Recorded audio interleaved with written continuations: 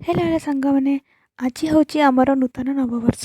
ତ ଆଜି ହେଉଛି ନବବର୍ଷର ହାର୍ଦ୍ଦିକ ଶୁଭେଚ୍ଛା ଓ ଶୁଭକାମନା ସମସ୍ତଙ୍କୁ ଜଣାଉଛି। ଏ ବର୍ଷଟି ଆପଣଙ୍କର ଭଲରେ ଭଲରେ କଟୁ। ଆଜି ଆମେ ବାହାରି ଗଲୁ ଶିବ ମନ୍ଦିର। ଆଉ ରାସ୍ତାରେ ଗଲାବେଳେ କୁକୁର ଛୁଆମାନେ କେତେ ସୁନ୍ଦର ଭାବରେ ତାଙ୍କର ଘରରେ ବସି ଗେଲଉଛନ୍ତି। ତ ଶିବ ମନ୍ଦିର ଯାଇକି ଶିବ ବାବାଙ୍କ ଦର୍ଶନ କଲୁ। ଦର୍ଶନ କରିସାରିଲା ପରେ ଆମେ ପୁଣି ବାହାରି ଗଲୁ ଲକ୍ଷ୍ମୀ ମାଙ୍କ ମନ୍ଦିର। ଲକ୍ଷ୍ମୀ ମାଙ୍କ ମନ୍ଦିର ଗଲାବେଳେ ରାସ୍ତାରେ ଲେଖା ହେଇଛି ହାପି ନ୍ୟୁ ଇୟର୍। ତ ପୁଣି ଥରେ ସମସ୍ତଙ୍କୁ ହାପି ନ୍ୟୁ ଇୟର୍।